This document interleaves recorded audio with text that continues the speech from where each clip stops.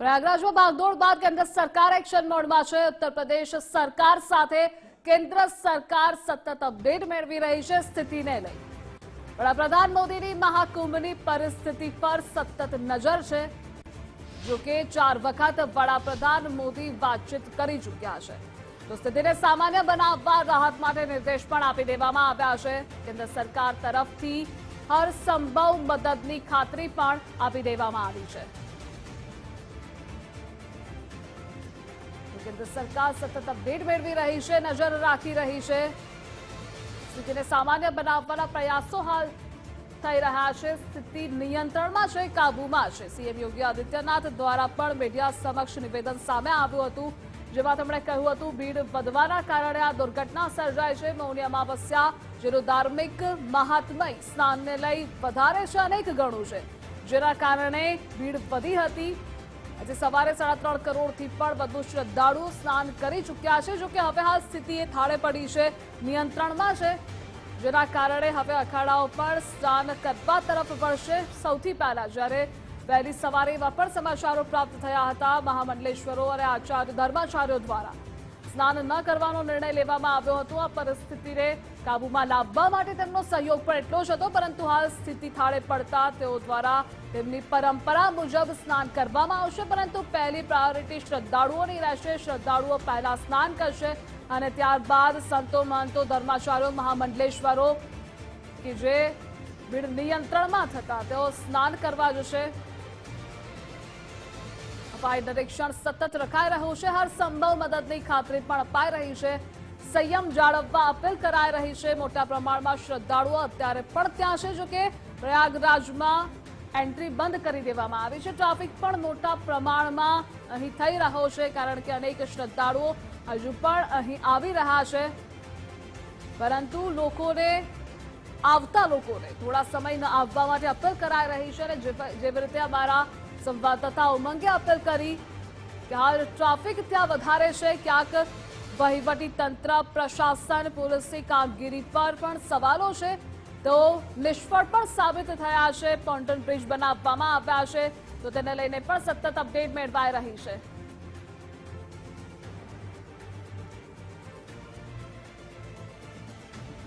અને આ મુદ્દે આપણી સાથે ન્યૂઝ વોરરૂમથી રીમા જોડાયેલા છે। રીમા, મહાકુંભમાં મોટી દુર્ઘટના સર્જાઈ હતી, હાલ સ્થિતિ એ નિયંત્રણમાં છે, કાબૂમાં છે, અફવાઓ પર ન આવવા માટે અપીલ કરાઈ રહી છે। આપ પણ ગ્રાઉન્ડ ઝીરો રિપોર્ટિંગ આપે ત્યાં કરેલું છે, કેવી કેવી ખામીઓ, ક્ષતિઓ આપે જોઈ હતી? ચોક્કસથી ધ્રુવિશા, અત્યારની પરિસ્થિતિ એવી છે કે લોકોના મનમાં સૌથી મોટો અહીંયા સવાલ એ છે કે જે લોકો અહીંયાથી જઈ રહ્યા છે, અને ખાસ કરીને ગુજરાત, રાજસ્થાન, મધ્યપ્રદેશથી જે લોકો જાય છે તેમને કેવી રીતે ત્યાં જવું, અને તે જ વસ્તુ અમે આ મેપ છે જે પ્રયાગરાજની કુંભ નગરી છે તેનો આ મેપ છે। આપ જુઓ, આ સૌથી પહેલી છે એક ગંગા નદી છે, જે બ્લુ લાઇન છે તે રિવર છે। આ ગંગા નદી છે અને તેની સાથે આ છે તે યમુના નદી છે, અને આ છે સંગમ સ્થળ। તેની વચ્ચેની જો વાત કરીએ તો આ તલિયરગંજ વિસ્તાર છે, આ જુસી છે, આ પરેડ ગ્રાઉન્ડ છે, આ સંગમ સ્થળ છે, અને આ અરેલનો ઘાટ છે। સૌથી મહત્વની વાત કે જે ભગદડ મચી છે તે આ અરેલ અને તેની પાસે આવેલા જે સંગમ ક્ષેત્ર છે ત્યાં મચી છે। પરંતુ ખૂબ મહત્વની વાત, અહીંયાથી જ્યારે લોકો છે તે જ્યારે જાય છે તો તેમને સૌથી પહેલા જ્યારે તેઓ પ્રવેશ મેળવે છે ચિત્રકૂટવાળા રસ્તેથી થઈને પ્રયાગરાજની અંદર, તો તેમને સૌથી નજીક અરેલની નજીકમાં જે આ યમુના નદીનો આ જે નવો પુલ બનેલો છે તેની નીચેથી અહીંયાથી આ લોકોએ નીચે જવાનું રહેશે, અને ત્યાંથી જો લોકો જાય અરેલ ક્ષેત્રથી તો અહીંયા બોટ મળે છે, અને તે બોટની મદદથી તેઓ અહીંયા બોટ મળે અને તેનાથી તેઓ આ સંગમ ક્ષેત્ર ઉપર જઈ શકે છે। અને ત્યાં એટલે મૂળ એ જગ્યા કે જ્યાં લોકોને મનમાં એવું થતું હોય કે બે નદી, બે અલગ અલગ કલરના પાણી મિક્સ થાય છે, એ જગ્યા કે જ્યાં જઈને વીવીઆઈપીસ છે જે લોકો સ્નાન કરે છે તે અહીંયા આવેલી જગ્યા છે, અને એ લોકો અહીંયા સુધી પહોંચી શકે છે। પરંતુ તેના માટે તે લોકોએ અહીંયાથી અરેલ એટલે કે સેક્ટર 23નો જે વિસ્તાર છે, હું ફરીથી કહું છું, અરેલ એટલે સેક્ટર 23 જે પ્રયાગરાજ કુંભનગરનો વિસ્તાર છે, ત્યાંથી તેઓ પ્રવેશ મેળવે, ત્યાંથી તેઓ ચાલતા સીધા જ અહીંયા સુધી પહોંચી શકે છે, અને અહીંયાથી બોટ લઈને તેઓ જઈ શકે છે। પરંતુ મહત્વનું છે કે આ બોટ છે તે શાહી સ્નાનના 1 દિવસ પહેલા અને 1 દિવસ બાદ છે તે બંધ કરી દેવામાં આવે છે। તે સિવાયના દિવસોમાં જો લોકો જાય તો તેમને સીધા અહીંયા સંગમ ક્ષેત્ર ઉપર તેઓ જઈને સ્નાન કરી શકે છે।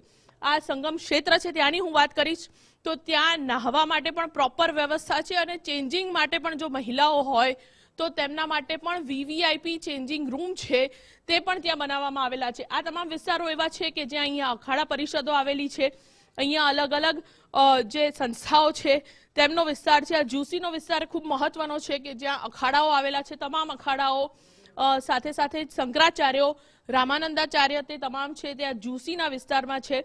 પરંતુ લોકો હંમેશા એ રાખતા હોય છે કે સંગમ ક્ષેત્ર ઉપર, એટલે કે આ બે નદીની વચ્ચેથી પરેડ ગ્રાઉન્ડ થઈને સંગમ ક્ષેત્ર સુધી જાય અને અહીંયા આ સ્થળ ઉપર સ્નાન કરે. પણ આ જે સ્નાન છે એ શાહી સ્નાન અને તે સિવાયના દિવસોમાં પણ કરવું ખૂબ મુશ્કેલ છે, કારણ કે ચાલવું અહીંયા વધારે પડશે. અને આ ક્ષેત્ર ઉપર જાઓ તો આપ જુઓ કે આ કેટલો નાનો જગ્યા છે કે જ્યાં નાહવા માટે પણ મોટા ભાગમાં લોકોની પડાપડી હોય છે. એના માટેનો જ આ ઉત્તમ રસ્તો અમે તમને દર્શાવ્યો કે અરેલથી જાઓ, અરેલથી બોટ કરો અને અહીંયા સંગમ ક્ષેત્ર સુધી જાઓ.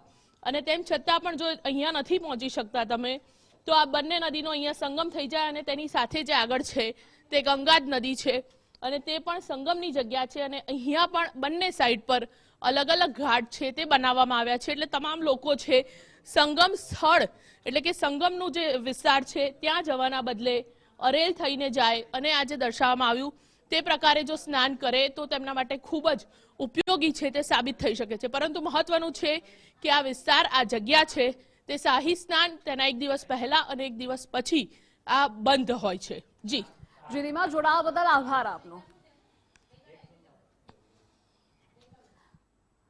બીજી રીતે અમારા સંવાદદાતા રીમાએ પણ જણાવ્યું કે કયો વે તમને ઇઝી રહેશે, ક્યાં તમને કોઈ સમસ્યા નહીં નડે અને આપ સંગમ ક્ષેત્ર, સંગમના સ્થાન પર પહોંચી શકો છો અને સ્નાન કરી શકો છો.